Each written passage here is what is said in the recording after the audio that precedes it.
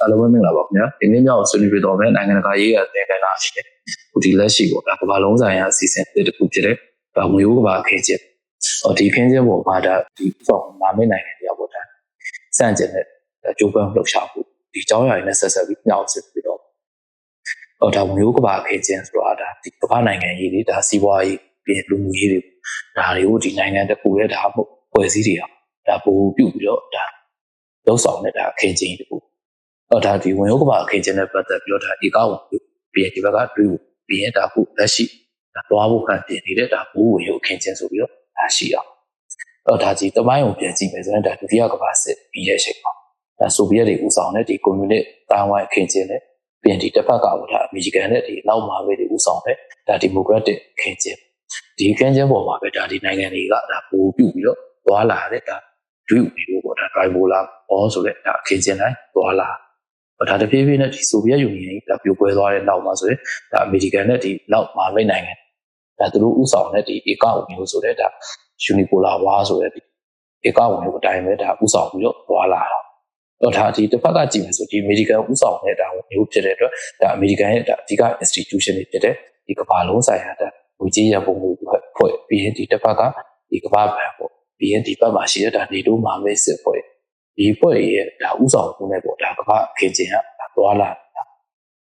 ာဒါဒီအမေရိကန်အနေနဲ့ပေါ့အခုဒီလက်ရှိမှာဆိုရင်ဒါဒီသူ့အနေနဲ့ဒီကမ္ဘာနိုင်ငံရေးအားလုံးမှာဒါသူ့ရဲ့ဒါဧကဝင်ရုပ်အတိုင်းပဲဒါဘယ်နိုင်ငံရဲ့ဒါဘောဓာကိုမှဒါထည့်သွင်းစဉ်းစားခြင်းမပြုပဲဒါသူ့ရဲ့ဥဆောင်နဲ့သွားဒါဒီတဖြည်းဖြည်းနဲ့အခုဒီလက်ရှိအချိန်ကာလမှာဆိုရင်ဒါဒီအင်အားကောင်းလာတဲ့ဒီတရုတ်ရုရှားပေါ့ပြီးဒါအိန္ဒိယဒါသူတို့ရဲ့ဥဆောင်မှုတွေနဲ့ဒါဘူလို့ပေါ့မာတီပိုလာဝါကိုဒါကူပြောင်းဖို့ရှိဖြစ်လာဒါဒီနိုင်ငံတွေအနေနဲ့ကလည်းဒါဒီမာတီပိုလာဝါကိုကူပြောင်းမယ်ဆိုရင်ဒါဒီအမေရိကန်နိုင်ငံအနေနဲ့ပေါ့ဒါဒီဘာလုံးဆိုင်ရာဒီဘာနိုင်ငံကြီးအခင်းကျင်းဆိုရင်ဒါသူ့ရဲ့ဒါပါဝါရှင်ဝင်ရှာဖြည်းဖြည်းနဲ့ဒါရောကြလာတယ်ဒီနိုင်ငံတွေအနေနဲ့ကလည်းဒါဒီအမေရိကန်ပေါ်မှာဒါဒီရှက်တွေနဲ့ပတ်သက်ပြီးတော့ဒါတယ်တွင်းစဉ်းစားမှုပြဖြည်းဖြည်းနဲ့ဒါရောကြလာအောင်ဒါအမေရိကန်အနေနဲ့ဒါသိလာဒါဒီရှက်တွေနဲ့ပတ်သက်ပြီးဒါသူ့အနေနဲ့ဒီအင်အားကြီးတဲ့ဒီတရုတ်ဒါရုရှားပြီးရင်အိန္ဒိယပေါ့ဒီနိုင်ငံတွေပေါ်မှာဒါသူဘယ်လိုမျိုးစန့်ကျင်လဲဘယ်ရှက်တွေကိုအဓိကထားပြီးတော့ဒါလှုံ့ဆော်တယ်ဆိုတော့ဒီပိုင်းတွေကိုဒါဆက်ပြီးတော့ဒါသိလာကြည့်အောင်ဒီလက်ရှိမှာပေါ့ဒါဒီမာတီပိုလာဝါကိုဥဆောင်နေတဲ့အင်အားကြီးနိုင်ငံပေါ့ဒီအဓိကစက်ကောင်တွေဖြစ်တဲ့ဒါတရုတ်ရုရှားအိန္ဒိယဒီဟာနဲ့ပတ်သက်တဲ့ဖွဲ့စည်းအနေနဲ့ဒါ BRICS ဖွဲ့ရှိမယ်ပြီးတရုတ်က BRI လမ်းကြောင်းရှိပြီးရင်အခုဒီလက်တလုံးမှာဒါ OT နေတဲ့ဒါရုရှားယူကရိန်းစစ်ပြီးရင်ဒီတောင်အာရှအခင်းကျင်းဒီရှက်တွေပုံမှာပဲဒါဒီရှက်တွေက OT နေဖြစ်တဲ့အတွက်ဒါတွေကိုလိုက်ပြီးတော့ဒါအမေရိကန်နေနဲ့ဒါစန့်ကျင်ပြီးလှုံ့ဆော်အမေရိကန်ရဲ့အဓိကရည်ရွယ်ချက်ကဒါသိကြတဲ့ဒီမာတီပိုလာဝါကိုဒါသွားမဲ့ဒါစနစ်ကိုဒါဗဟန်တာဖြစ်အောင်လှုံ့ဆော်ဒါဒီ BRICS ဖွဲ့စည်းပေါ့ BRICS ဖွဲ့စည်းရတော့သိကြတဲ့ဒါသူနေတဲ့အဓိကငွေကြေးသုံးစွဲမှုပေါ့ဒါအမေရိကန်ရဲ့ဒါဒေါ်လာငွေပေးရှေ့မှုစနစ်ကိုဒါတိုက်ဖြတ်ဖို့အတွက်ဒါတစ်ဖက်ကလည်းရည်ရွယ်လှုံ့ဆော်နေပါတယ်ဒါအမေရိကန်ကအဓိကဒါရုရှားတရုတ်ရုရှားကိုစပြီးတော့ဒါသူနေတဲ့စန့်ကျင်မှုတွေလုပ်တယ်ဒါရုရှားကိုအဓိကတော့ဒါယူကရိန်းစစ်ဖန်တီးတာရုရှားအနေနဲ့ဒါစစ်လုံပြီးတော့ဒါသူအနေနဲ့ဒီဗဟုဝေကိုသွားမဲ့ဒါမာတီပိုလာဝါရှေ့လန်းလေးဒါဖြည်းဖြည်းနဲ့အဟန့်တာဖြစ်သွားဒါတစ်ဖက်ကပြန်ကြည့်ရုရှားအနေနဲ့ကအကျိုးမြတ်တွက်သွားတာဒီနျူကလ িয়ার လက်နက်ပိုင်ဆိုင်တဲ့တရုတ်နိုင်ငံပြည်တာအီရန်ပေါ့ပြည်တာမြောက်ကိုပြောဒီနိုင်ငံတွေနဲ့ဒါမဟာမိတ်ဖြစ်သွားတာဖြစ်တဲ့အတွက်ဒေကြတဲ့ဒီမာတီပိုလာဝါဥဆောင်သူရဲ့ဒါဒီသွားပဲရည်ရွယ်ချက်တွေကပို့ပြီးတော့အသက်ဝင်လာဒါဒီတစ်ဖက်မှာဒါဒုတိယတရုတ်နိုင်ငံအင်အားကြီးတဲ့တရုတ်ကတော့ဒါဒီ Indo-Pacific data မှာဆိုတော့ဒါနိုင်ငံရေးရာကိုစီးပွားရေးရောအားကောင်းဒါအမေရိကန်အနေနဲ့ဒါတံပြန်လှုပ်ဆောင်မှုအနေနဲ့ Quad ဆိုပြီးတော့ဒါအိန္ဒိယဒါ Pacific မဟာမိတ်ဖွဲ့ပြီးရင်ဒီဘက်မှာဆိုရင် AUKUS ဆိုပြီးတော့ဒါ Australia ရဲ့ပြီးရင် American ပါမယ်ဒါပြီးတိတ်ပါတယ်ဒါစီးရေးမှာပဲတဘောတူချက်ဒီဖွဲ့ပြီးတော့ဒါတရုတ်ရဲ့ဒါအာဏာပါဝါကိုဒါသူအနေနဲ့တစ်ဖက်လက်ဒါစန့်ကျင်ပြီးလှုပ်ဆောင်တာဒါဒီအမေရိကန်ခုဒီလက်ရှိသမ္မတဒေါ်နယ်ထရန့်လက်ထက်မှာဆိုရင်ဒါအဓိကဒီလုံးဆိုင်ရာဒီရှုပ်ပွိုင်းဖြစ်တဲ့ဒါဒီပနာမဒူးမြောင်းမှာဆိုရင်ဒါတရုတ်ရဲ့ဒီဩဇာအာဏာကြီးထွားမှုဒါသူအနေနဲ့စန့်ကျင်မှုလှုပ်ဆောင်တာဒါပနာမဒူးမြောင်းမှာဆိုရင်ဒါတရုတ်အနေနဲ့အဓိကဒါအမေရိကန်ရဲ့ဒါဒီစန့်ကျင်မှုအဓိကခံနေတာဒါဒီတရုတ်ရဲ့ဒီသွားမဲ့ဒီမာတီပိုလာဝါမှာလည်းဒါအဟန့်တာဖြစ်သွားအမေရိကန်နိုင်ငံအနေနဲ့ပေါ့ဒါအခုဒီလက်ရှိဒီတရုတ်နဲ့ရုရှားသွားနေတဲ့ဒီမာတီပိုလာဝါဒီအားနဲ့ပတ်သက်ပြီးတော့ဒါသူနဲ့စန့်ကျင်လို့ဒါဒီမိုကရေစီကိုရှေ့ပြုပြီးတော့ဒါလူ့ဖွဲ့စည်းတွေရောပြည်နိုင်ငံရေး ဒီအားလုံးမှာဆိုရင်ဒါသူနဲ့ဒါသူ့ရဲ့စီးပွားရေးရတာဖိအားပေးလှုပ်ဆောင်မှုတွေတွေ့တာ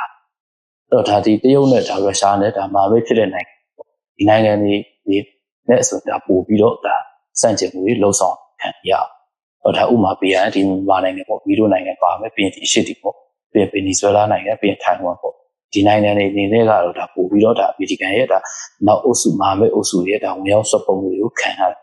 အဲ့တော့ဒါသူ့အနေနဲ့ဒီရှက်ကပဲဒါအဓိကတရုတ်နဲ့ရုရှားသွားမယ်မာတီပူလာဝါကိုဒါကမောက်ကမဖြစ်အောင်လှုပ်ဆောင်ဒါတစ်ဖက်ကပြန်ကြည့်ရင်တော့အခုလက်ရှိဒါဒေါ်နယ်ထရန့်လက်ထက်မှာဒါ EU နဲ့ဒီအမေရိကန်ဒီကအကွဲပြဲဖြစ်ဒီရှက်ကပဲဒါဒီရုရှားနဲ့ဒါတရုတ်အတွက်ကဒါကျိုးမြရပြီးတော့ဒါသူတို့သွားမယ်ဒီမာတီပူလာဝါကိုဒါအဓိကပံ့ပိုးပေးနိုင်ဒါဒီခုလက်ရှိမှာဆိုတော့ဒါအမေရိကန်ပါမယ်တရုတ်ပြီးရင်ဒီဘက်ကရုရှားဒီနိုင်ငံသုံးနိုင်ငံဒါဒီမဟာမိတ်ဆက်ဆံဒီဆက်ဆံရေးကိုလည်းတဖြည်းဖြည်းနဲ့ဒါမြင်တွေ့နေတာဒီအကြောင်းအရာတွေကပဲဒီချက်တွေကပဲဒါဒီမာတီပူလာဝါဥတီကူပေါ့ဒီရှေလန်းတွေကိုတဖြည်းဖြည်းနဲ့ဒါရုံလုံးပေါ်လာဖြစ်တာဒါနောက်ပိုင်းမှာဆိုရင်ဒီနိုင်ငံရေးမှာဆိုရင်ဒီကမ္ဘာနိုင်ငံတွေအားလုံးကဒီအမေရိကန်ဥဆောင်ဖြည်းဖြည်းနဲ့ရောကြပြီးတော့ဒီဘက်ကဒါအင်အားကောင်းလာတဲ့ဒီကစက်ကောင်တွေဖြစ်တဲ့ဒါရုရှားတရုတ်အိန္ဒိယဒီနိုင်ငံတွေရဲ့ဖွဲ့ဒီနိုင်ငံတွေဥဆောင်တဲ့ဖွဲ့စည်းဒီဖွဲ့စည်းရဲ့သဘောထားတွေကိုပဲဒါထည့်သွင်းပြီးတော့ဒါဒီဘိုးဝင်ကိုသွားမယ်ဒီမာတီပူလာဝါကိုဥဆောင်တာဒါအမေရိကန်တွေနဲ့ကဒါသူလက်ရှိသူလှုပ်ဆောင်နေတဲ့ဒါဧကဝင်ကိုပေါ့ဒါဒီပူလာဝါမှာဆိုရင်ဒါသူအနေနဲ့ဒီလူအခွင့်အရေးတွေပြီးရင်ဒီနိုင်ငံတကာအနေနဲ့ပေါ့ဒါသူ financial share ကိုအများကြီးဒါလှုပ်ဆောင်ဒီချက်တွေပေါ်မှာပတ်သက်ပြီးတော့ဒါဖြည်းဖြည်းနဲ့ဒါဒီနောက်ပိုင်းမှာဆိုရင်သူ့ရဲ့ဒါဒီဩဇာအာဏာဖြည်းဖြည်းဒါရောကြလာတော့လို့မြင်တွေ့နေရအနေရှုံအနေနဲ့ပြောရရင်ဒီမာတီပူလာဝါဒီဘူဝင်ကိုတွားမယ်ဆိုရင်ဒီတေးကြတဲ့ဒါကဘာကြီးပေါ်မှာဒီအမေရိကန်နဲ့ဒါနောက်မှာပဲအုပ်စုတွေရဲ့ဒါဩဇာလွှမ်းမိုးမှုတွေပြီးရောကြလာပြီးရင်ဒါလက်ရှိပေါ်ဒါနိုင်ငံငယ်တွေအားလုံးကဒါတန်းတူညဩဇာအာဏာကိုဒါပုံပုံကျိုးရှိစွာအသုံးချလာတယ်အဲ့တော့ဒါဒီမိမိမြန်မာနိုင်ငံပေါ့မြန်မာနိုင်ငံအနေနဲ့ကလည်းအခုဒီလက်ရှိမှာပဲဒါတရုတ်နဲ့ဒါအိမ်နီးချင်းဖြစ်တယ်ပြီးရင်ဒါရုရှားနဲ့ဒါမဟာမိတ်ဖြစ်တဲ့အတွက်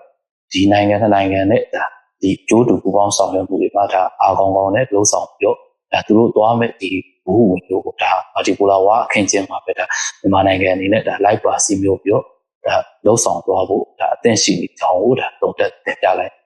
အားလုံးကိုကျေးဇူးတင်